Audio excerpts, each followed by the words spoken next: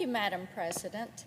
When Tennesseans go to the polls and cast their vote, they do so with the hope that the person whose name appears on their ballot will do what's best for their community. They expect that person to show respect for the Constitution and the rule of law, and to protect the integrity of our most important institutions.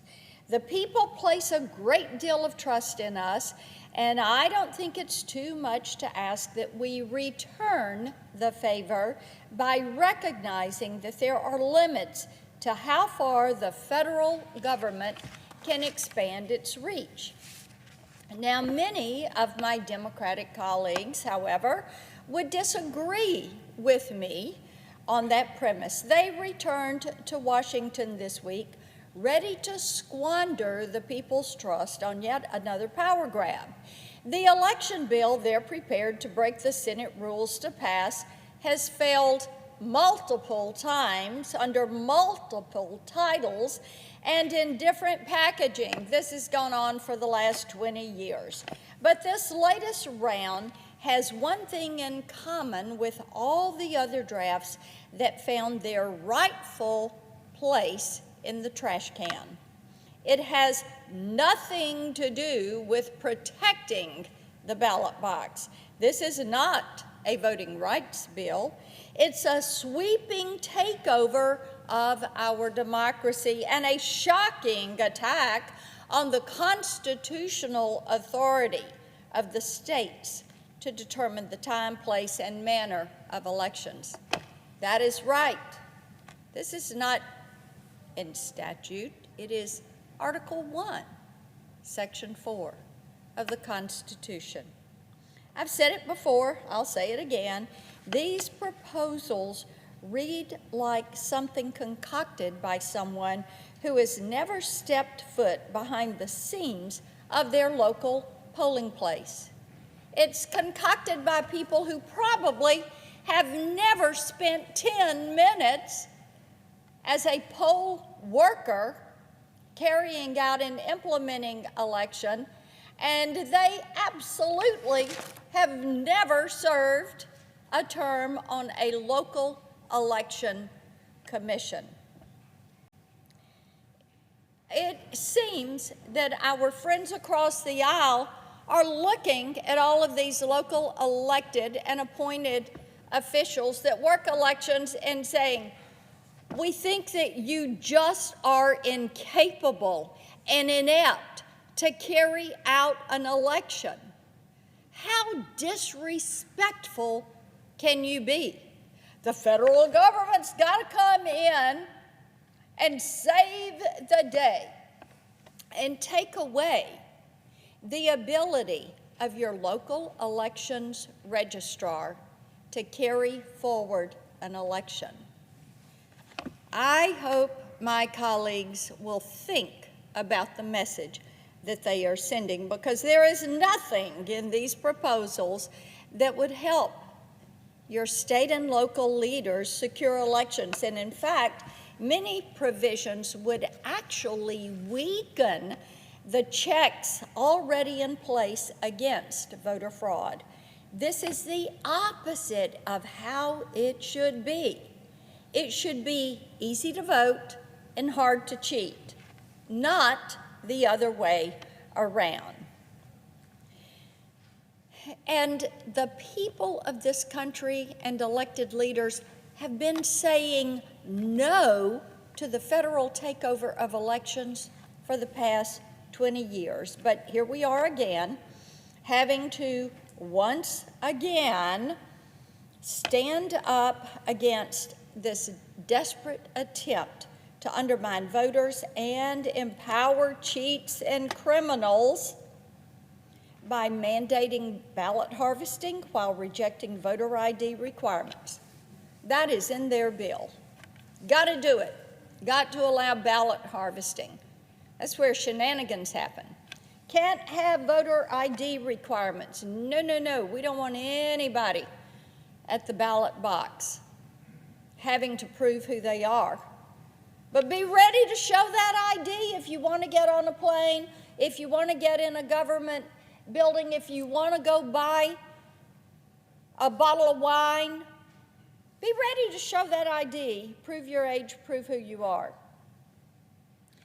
Their bill would also centralize power over elections in the hands of faceless, unaccountable bureaucrats. That's right, not your friends and neighbors working the polls and making decisions and serving on local election commission. You'll never know the people that say, hey, you're too stupid to figure out how to run these elections, because the Democrats are going to take all the power and authority away from your local friends and neighbors and send it to bureaucrats here in D.C. And they would embrace a one-size-fits-all rule book that any seasoned election worker knows will throw polling places into chaos. In my home county in Tennessee, we have people that have worked these polls for years. They're dedicated. They are good people. I don't know their political party. I just know that they show up to make certain that our elections are free and fair, and I appreciate them. Since the first iteration of this bill reared its head, the American people have seen it for what it is: an activist-driven, power-hungry solution in search of problems that do not exist. That's right. The problems don't exist. The Democrats want you to believe that America as we know it will end if they don't pass this bill. They are acting like elections are in crisis. But you know what, Madam President? I think maybe it's the Democrat Party that's in crisis. They're staring at decades-high inflation, crime spikes, cascading public health failures, a southern border on the verge of collapse, embarrassing approval ratings, infighting so intense that watching the nightly news feels like you're watching a soap opera.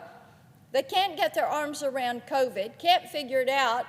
I just heard coming over here, the CDC is now going to mandate that insurance companies have to supply home testing kits for all of their enrollees.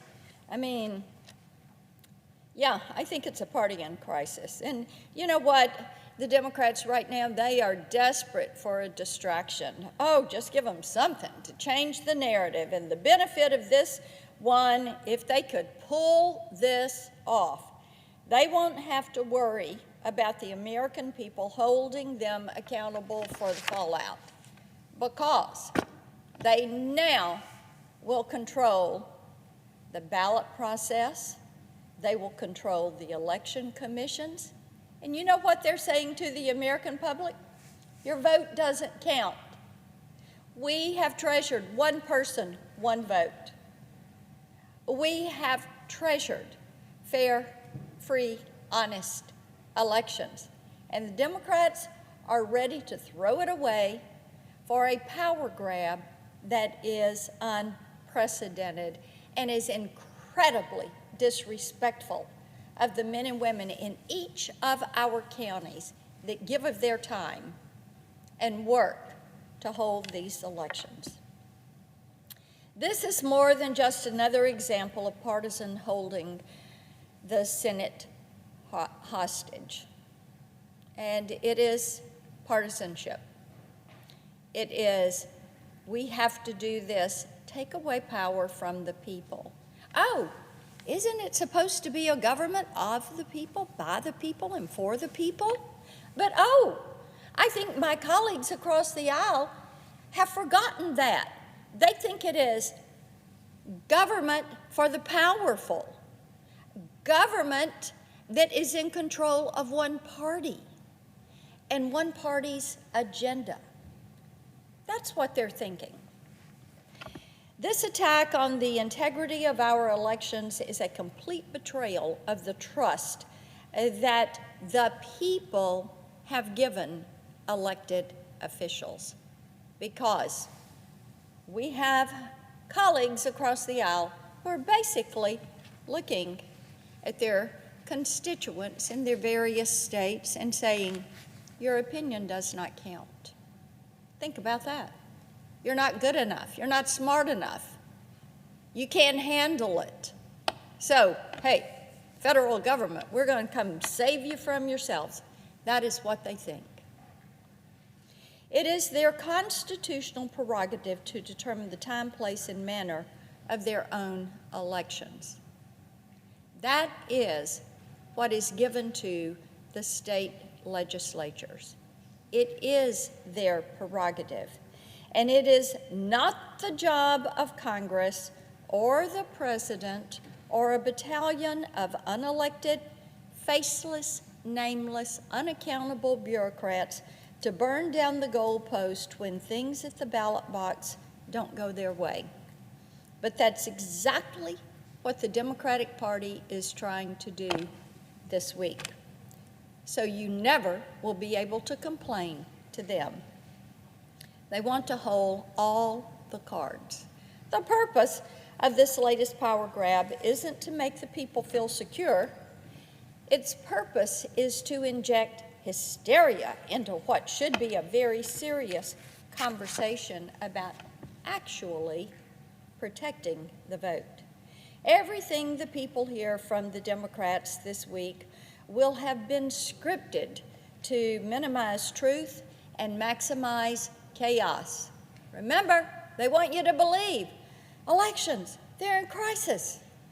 We have to fix it. But fortunately, Tennesseans and the American people know better than to hear, to believe what they are hearing on the nightly news, and to believe what is coming from the Democratic Party. They also know there's only one reason a political party would work this hard to make elections easier for them to manipulate.